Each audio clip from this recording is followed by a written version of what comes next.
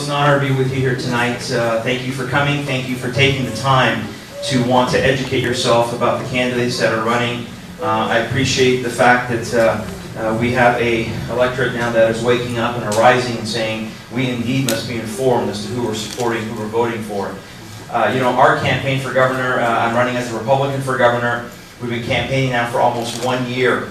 And really the heart of this campaign is in our theme, which is about courageous leadership. That I believe it is indeed time that we have courageous leadership that will rise up and stand for the foundational principles that our state and nation were founded upon.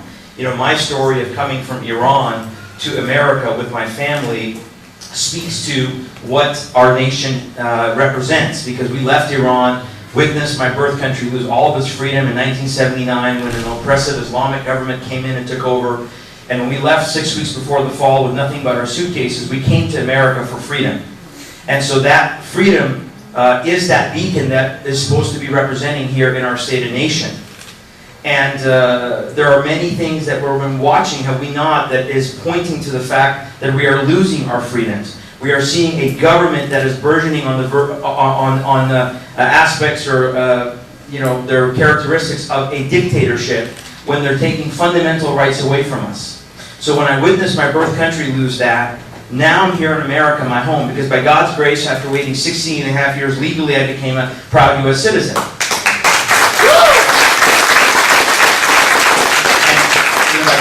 But also by God's grace in America, it was 13 years ago that I gave my life to Jesus Christ and left Islam, and according to the teachings of Islam, became an apostate, one who deserves the death penalty. So I always travel around and tell people how amazing our freedoms are. Because for me to be able to stand here before you and be able to say that openly, in a free nation, in a free state, is worth fighting for. Is it not? So this is what we're standing for. But we are witnessing our home America lose its freedoms faster than I ever thought. And it's happening at all levels. And of course, one of the greatest culprits we don't speak up is because of political correctness. We see it happening all over our culture where we don't want to speak the truth because we don't want to offend somebody, or we have to operate in this politically correct environment. And particularly when you're running for office, there is such a pressure to not say this, or not say this, or not say this because it's not politically correct or politically expedient or what will get you elected. I made a commitment to our campaign team, to all our supporters when we launched this campaign, that not by choice but by necessity, this will indeed be one of the most politically incorrect campaigns run in the state of Washington. And I believe that when you see the issues that we're standing on tonight, you will see that hopefully that is true. So we must stand up, and that's why the theme, look, I am coming to this position. I want to be clear about this, because one of the questions that we get right now, and particularly my Republican opponent, now the whole focus of their campaign is about electability. Let's just vote for someone because they're electable. Well, here's what I want to share with you. I don't have political experience, and to that I say thank God.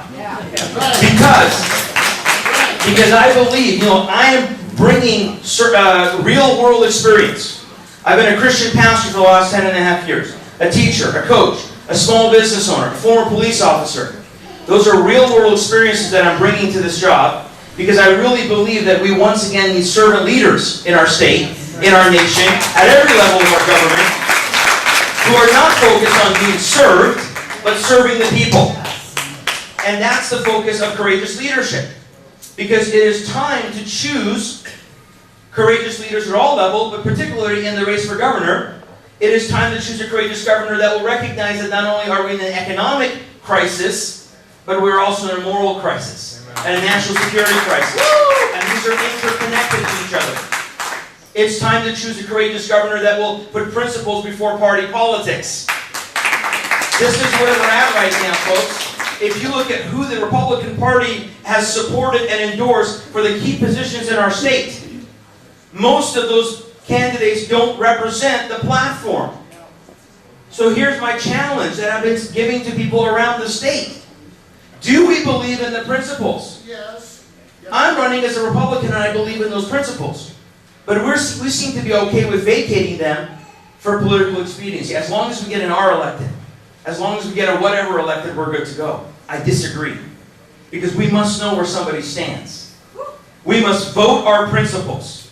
We must stand on our principles and stop making excuses or being ashamed or shy about our principles if we believe that these principles, these conservative principles, are what is going to turn our state and nation around. It is time to choose a courageous governor that will come and clean house in our government. There are many areas that a governor can affect. Because I hear a lot of times, well, there's not much a governor can do because it's all about the legislature. Well, absolutely we want to make sure that we have legislators that are going to stand on these issues. Absolutely we have to work together. But a governor can affect many areas. Department heads can be removed. The boards, the governor appoints people to 200 plus boards. Those can be removed. We have many boards right now that are operating unconstitutionally. Like the pharmacy board that I've talked about time and time again, that is continually violating the rights of a private business in Olympia because they're trying to force them to sell this drug that violates their right of conscience. And despite the fact that twice a federal judge has ruled that the pharmacy board, the state of Washington, the Department of Health is unconstitutional in forcing this company, it has not stopped them. They continue. They're going to now appeal it to the Ninth Circuit. This family has spent over $500,000 of their money having to sue the state just to keep their license. And our taxpayers have spent $1.5 million. The government has spent $1.5 million of our tax dollars to fight this case. When is enough enough? If they can do this, what else can they do? And so my commitment is I can come in as governor, and the governor has the ability and the authority to remove people from boards. So I will fire that board and will replace them with people who have constitutional integrity.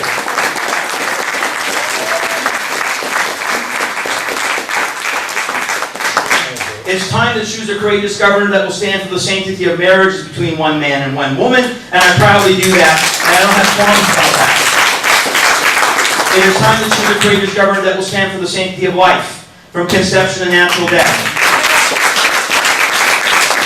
And I hear this all the time. Once again, what can a governor do? The governor can't do anything. I want to be very clear with you tonight. I'm hearing this from some pastors. Some pastors who are supporting. Now, I'm a pastor. I'm a Christian pastor. And my responsibility is to stand on the Word of God. Yes. But I hear pastors say, well, what can a governor do? A governor can't do anything. And these pastors are doing this because they are supporting the other Republican candidate for governor. And this is the way they're justifying supporting another candidate for governor, Rob McKenna, who is both pro-choice and is supporting civil unions, domestic partnership, and came out and criticized the Boy Scouts for denying homosexuals in their club. Yes. Shameful, in my opinion, because it is our job to stand on the truth. Yes. Now, let me be very clear about what I can do as governor. I will veto any funding for Planned Parenthood that comes across my desk.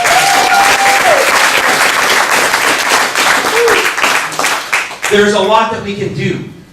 It is time to choose a courageous governor that will recognize, again, that the failure of our education system is not rooted in more money. If you just throw more money at it, we'll solve a broken system that is watching the breakdown of the family at an alarming rate. This is a moral issue first and foremost. I'm glad that some of the legislators here were talking about this fact, that it is absolutely paramount that we protect homeschooling and parental rights.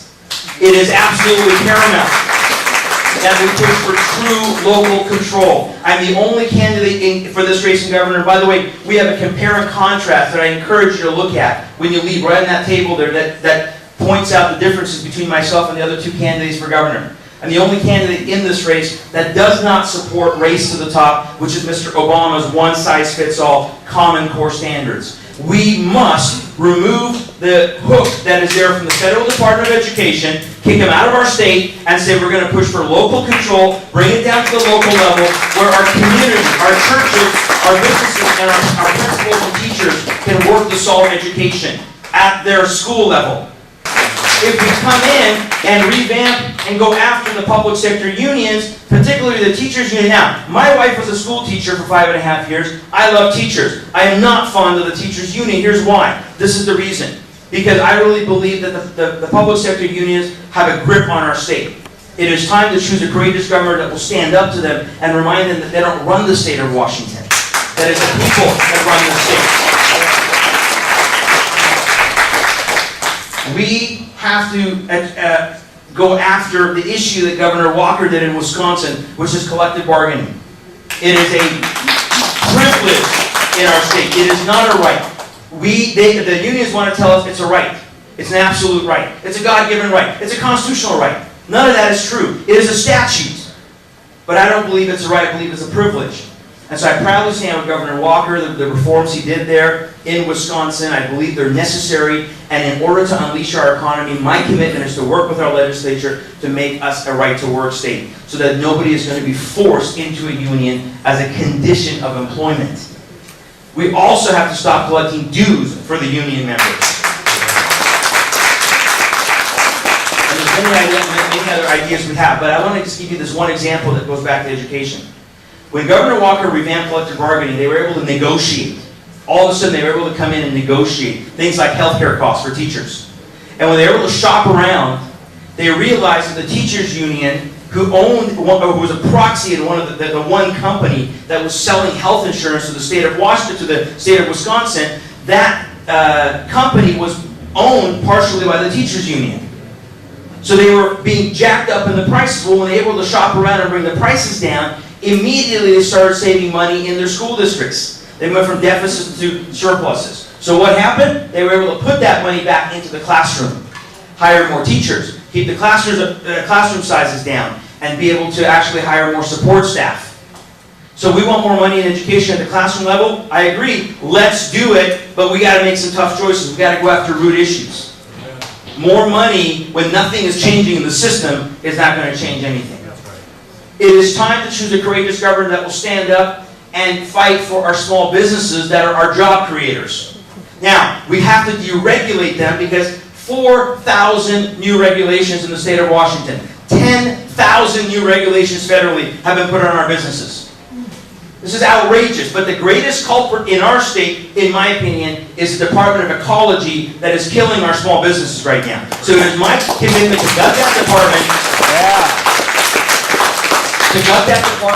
put new leadership in there, and then work with the legislature to roll back the Growth Management Act. Please remember, the Department of Ecology is right now being run by the Earth Charter. This is the charter that says we worship the earth. We put the earth first. I'm all for stewardship, but let's put our priorities correct. Humans first. Humans first, right? Let's be good stewards of humans first. We have to go after illegal immigration. A very tough issue in the state of Washington because we're a sanctuary state. Nobody wants to talk about it. In fact, the Attorney General's office says it's not even a state issue. It's a federal issue. Shouldn't even be talking about it. Well, the Supreme Court disagrees. Because when they gave Arizona the right to go after their, or to say to their law enforcement, on legal contact, you can indeed find out what the status of somebody is you're contacting. I believe that's absolutely right. It's consistent with federal immigration law. But we have sanctuary policies in the state of Washington, which means law enforcement can't do their job. It's costing our state somewhere in the average of $1.5 billion or more per year for incarceration, housing, so forth and so on. 400,000 driver licenses have been issued with no social security numbers, which we have to close that loophole. We're the only state in the nation that you can go in and get a driver license with a foreign ID and a utility bill. And guess what they'll ask them to do next, right? You guys all know the answer. Register to vote. And we need to make sure that we go after another issue that I'm the only one standing for, and that is I don't believe that we should be giving in-state tuition to those that are here illegally when we're not taking care of our own students.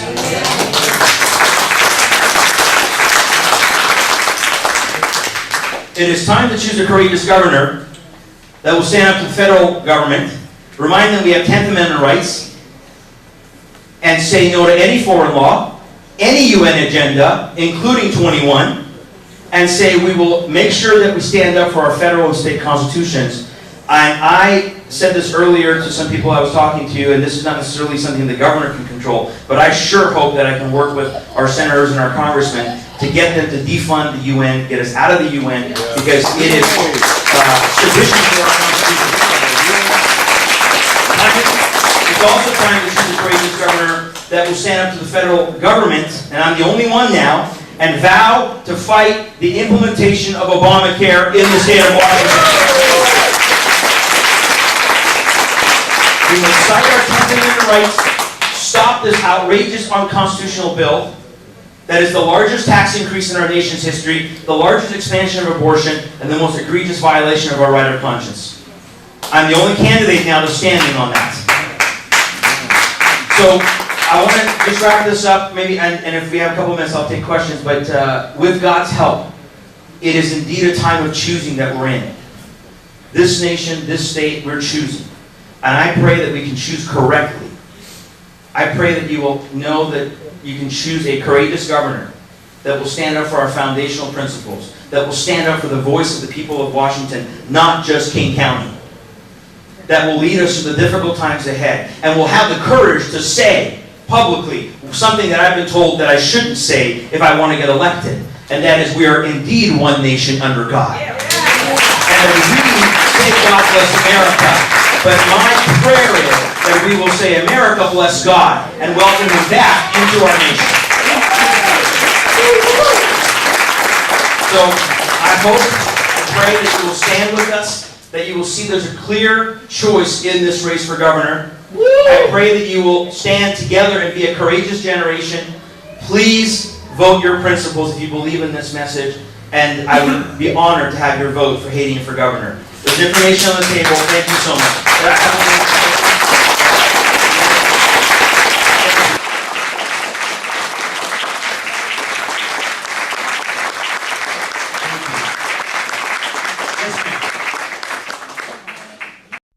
The United States Bill of Rights. Congress shall make no law respecting an establishment of religion, or abridging the freedom of speech. the right of the people to keep and bear arms. In all shall of human not be history, infringed. it is found that freedom is the exception, not the norm. The pillars of the American experiment and of the resultant liberty have been a civically moral, educated, and active people. We, the people of Vancouver, Washington's mission is to encourage one another, our families, and our communities in these pursuits, thus reasserting civic ownership of our cities, state, and nation.